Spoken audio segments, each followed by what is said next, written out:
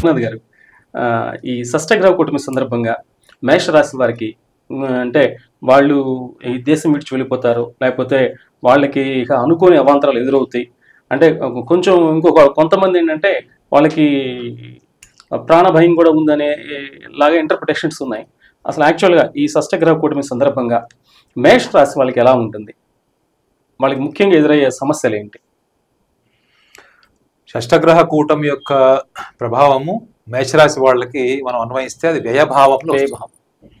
షష్టగ్రహ కూటమి అనేది వాళ్ళకి వ్యయభావంలో వస్తుంది. వ్యయం అంటే మన జీవితంలో ఏవైతే చాలా మటుకు మనము కోల్పోతామో, వదిలేస్తామో, మనకు దక్కనివో, లేక దీర్ఘకాలికమైన ఆరోగ్య సమస్యలు, క్రానిక్ డిసీజెస్ అంటారండి, ఇటువంటివన్నిటిని కూడా మనము వ్యయభావంలో చెప్తాం. ఈ వ్యయభావంలో మేషరాశి వాళ్ళని కూడా చూసుకుంటే కేవలం 6 రాశులు వ్యయంలో ఉన్నాయని ఒకటే కాకుండా ఈ మేషరాశికి భావాలు కూడా చూసుకోవాలి కదా మనము. కుటుంబ, తృతీయ, చతుర్థ, పంచమ, దశమాధిపతి కూడా వీళ్ళకి శనిగ్రహం. మేషరాశి వాళ్ళకి మనము ఫలితం చెప్పే ముందు కూడా వాడికి భావాలు కూడా చూసుకోవాలి. సో మేషరాశి వాళ్ళకి వ్యయంలో 6 గ్రహాలు ఉన్నాయి, షష్టగ్రహ కూటమి.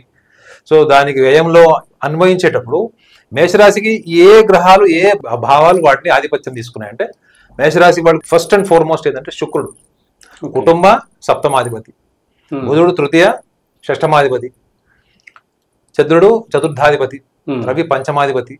అలానే మీరు దశమాధిపతిని కూడా చూసుకుంటే శనిగ్రహం, వీటితో పాటు రాహు ఉంటాడు. సో మరి కుటుంబ స్థానాధిపతి, తృతీయాధిపతి, చతుర్థ పంచమాధిపతి వీళ్ళందరూ కూడా జీవితంలోంచి వెళ్ళిపోతారా?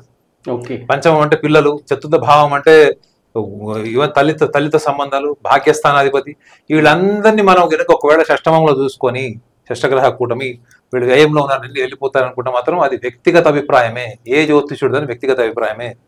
కానీ మేషరాశి వాళ్ళు చూసుకోవాల్సింది ఏంటంటే వాళ్ళ తొందరపాటు నిర్ణయాలు, సహనం తక్కువ, మూడోది పోలిక ఎక్కువ. గుర్తుపెట్టుకోండి, ఈ తొందరపాటుతనం వెనక ఉన్నటువంటి యాంగ్జైటీ, వాళ్ళు తొందరపాటుతనంతో పాటు పోలికతో ఉంటారు. వాళ్ళు ఎప్పుడు చిన్న పిల్లవాడికి కూడా వాళ్ళతో పోల్చుకునేటువంటి లక్షణాలు ఉంటాయి. దేనికోసం కూడా ఎదురు చూడలేని అసహనం, వెయిట్ చేయలేరు వాడు, సహనం లేదని. రెండోది వీళ్ళకి పూర్తిగా ఏకపక్ష నిర్ణయాలు ఉంటాయి. వీళ్ళ నిర్ణయాలన్నీ కూడా తీసుకున్న నిర్ణయాలన్నీ కూడా వాళ్ళ వైపు నుంచి ఆలోచించి నిర్ణయాలు తీసుకుంటారు. కాబట్టి వీళ్ళకి ఎంపతి ఉండదు, ఎదుటివారి కోణాన్ని ఆలోచించలేరు వీళ్ళు అని అంటారు. ఎంపతి లేకపోవడం కాదు, కానీ ఎదుటి వాళ్ళ కోణాన్ని ఆలోచించేటువంటి సహనం లేదు. వీళ్ళు ఎవరి సలహాలు కూడా తీసుకోరా? ఎందుకు తీసుకోరు రామకృష్ణ గారు? మీరు మేషరాశి వాళ్ళని గుర్తుపట్టాలంటే ఎట్లా అంటే వాళ్ళు ఇంత ఇండివిజువాలిటీ, ఇంత ఇండిపెండెంట్ ఈగోస్ మాట్లాడతారు కదా, కానీ వాళ్ళు తీసుకునే ప్రతి నిర్ణయంలో ఎవరిదో ఒకళ్ళ సలహా ఉంటది. వాళ్ళ జ్యోతిషులు కావచ్చు, గురువులు కావచ్చు, స్నేహితులు కావచ్చు.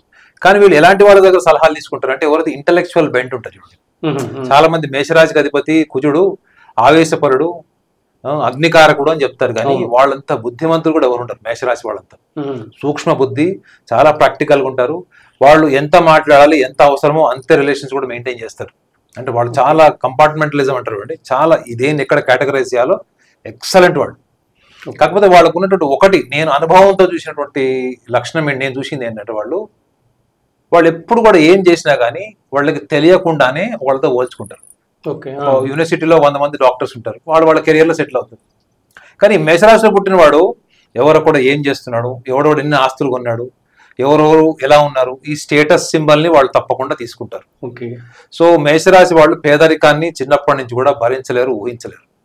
సో జీవితంలో వాళ్ళు ఇల్లు కొనుక్కున్న విశాలవంతమైన ఇల్లు ఉండాలి, ఒక కారు కొంటే కూడా కారు లగ్జరీ కంఫర్ట్స్ ఉండాలి.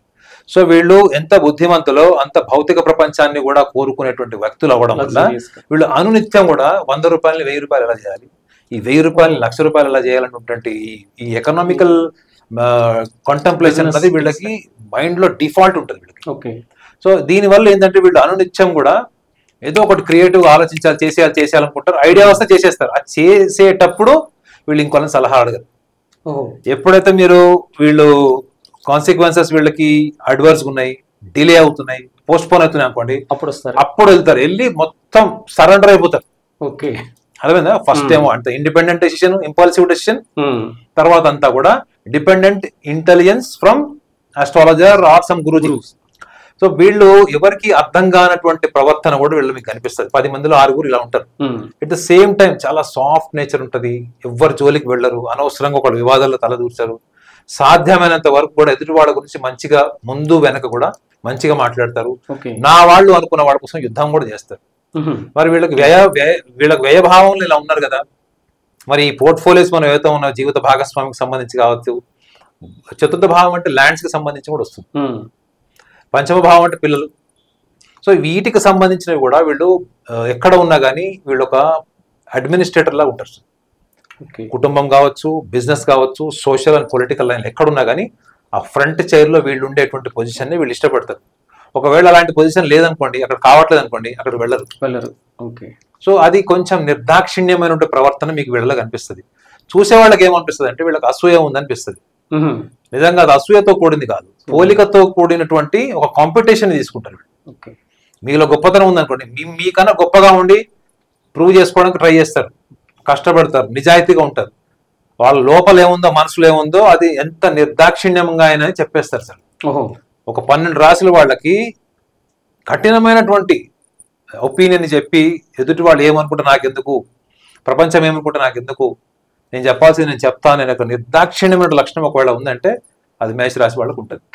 దీనివల్ల ఏమవుతుందంటే వాళ్ళకి చాలా సందర్భాల్లో పార్ట్నర్స్ తోని డిఫరెన్సెస్ వస్తాయి, బిజినెస్ పార్ట్నర్స్ తో పాటు యాజ్ వెల్ యాజ్ సొసైటీలో కానీ పర్సనల్ కూడా. అయితే వీళ్ళు ఎందుకు డిఫరెన్స్ వస్తుంది అన్నది కూడా మనం ఈ షష్టగ్రహ కూటమి టైంలో మనం మాట్లాడుకోవాలి. వీళ్ళు లైఫ్ లో ఎప్పుడు కూడా ఒక థ్రిల్లింగ్, ఎక్సైట్మెంట్ ఉండే పనులు చేయాలి, రిలేషన్స్ కూడా అలా ఉండాలి అనే కోణంలోనే వీళ్ళు ప్రయత్నం చేస్తారు. వీళ్ళు ఎప్పుడు కూడా వాళ్ళ పార్ట్నర్ ని చాలా హుందాగా, రిచ్ గా లేకపోతే ఎంటర్ప్రైజింగ్ గా ఉంచడానికి ట్రై చేస్తారు. కానీ అది జీవితంలో ప్రతిరోజు సాధ్యం అండి. అవునా? ప్రతిరోజు నోబెల్ ప్రైజ్ రాదు, ప్రతిరోజు మనకు నంది అవార్డు రాదు. సో వీళ్ళు ఆ ప్రయత్నం అట్లా చేస్తారు, చాలా ఇమాజినేటివ్ గా, కొంచెం డ్రామాటిక్ గా ఉంటారు అంటే పార్ట్నర్స్ తో. ఈ లక్షణాల వల్ల కూడా ఏమైపోతుంది అంటే ఎదుటి వాళ్ళు వీళ్ళకి అంత ఎంటర్ప్రైజింగ్ గా లేరు, కొంచెం వీళ్ళకి బోరింగ్ అనిపించారు, స్టాగ్నెంట్ అనిపించారంటే వీళ్ళు సెకండ్ థాట్ కి వెళ్తారు.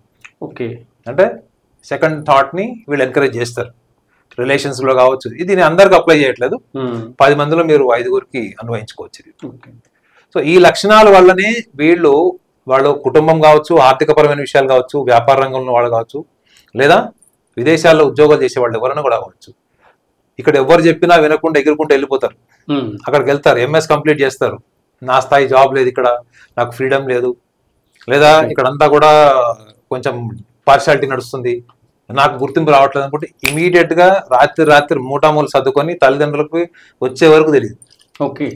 Decisions are so impulsive. ఈ డెసిషన్సే ఈ షష్టగ్రహ కూటంలో మేషరాశి వాళ్ళు పరిగణలోకి తీసుకోండి. మీ ఆలోచనల్ని 1-2 సార్లు దృష్టిలో పెట్టుకోవాలంటే మీరు ఏదో ప్రపంచానికి గొప్పగా పరిచయం చేసుకోవాలనే కోణంలో కాకుండా మీరు ఎలా పరిచయం అవ్వాలనుకుంటున్నారు, ప్రపంచం మిమ్మల్ని ఎలా స్వీకరించాలనుకుంటున్నారు అనేది వాటిని కూడా మీరు పరిగణలోకి తీసుకోవాలి. నేను ప్రపంచానికి గొప్పగా ప్రూవ్ చేసుకోవాలనుకున్నది మీ భావం, అది మీ ఆలోచన, మీ ఎంతజాజం అది. కానీ అదే మీరు ల్యాండ్ చేస్తారా? ఒకవేళ చేయలేని పరిస్థితి వచ్చింది, మీరు అనుకున్నది జరగట్లేదు అంటే విడ్రా అవ్వడం ఎందుకు, ఇంకొక ప్రయత్నం చేయొచ్చు కదా ఓపికగా, సహనంతో. ఈ వృషభ రాశి వాళ్ళలాగా, వృషభ రాశి లాగా, మకరం, ఈ కన్యా రాశి వాళ్ళకు ఉండేటువంటి సహనం ఎందుకు లేదు మీకు? సో జీవితంలో ఎప్పుడు కూడా ఎంతూజియాజం, ఎంటర్ప్రైజింగ్ నేచర్ ఉండడం వల్ల, ఈ ఇంపల్సివ్ డెసిషన్స్, ఇంపల్సివ్ నేచర్ వల్ల వీళ్ళు ఎదుర్కొనే అన్ని సమస్యల్లో కేవలం నిర్ణయాలే ఉంటాయి ప్రధాన భూమిక. ఇది గ్రహించండి.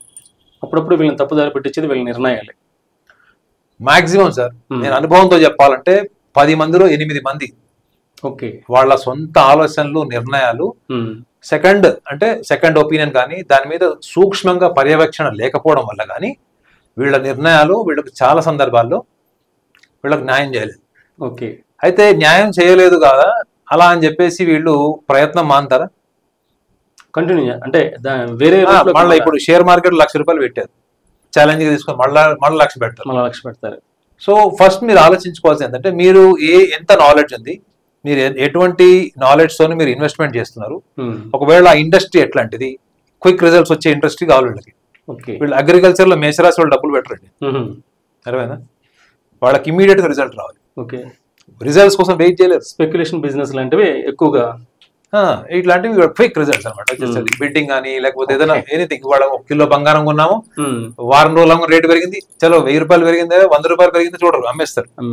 సో వీళ్ళు ఎప్పుడు కూడా ఒక స్థిరమైన బలమైన నిర్ణయంతో ఉండరు. వీళ్ళకి ఎప్పుడు కూడా సాధించాలి ఏదో డిటర్మినేషన్ అన్న ఒక ఎక్స్టసీ, ఎంతజాజం కనిపిస్తుంది తప్ప విజన్ కనపడదు, ఒక ప్లానింగ్ కనపడదు.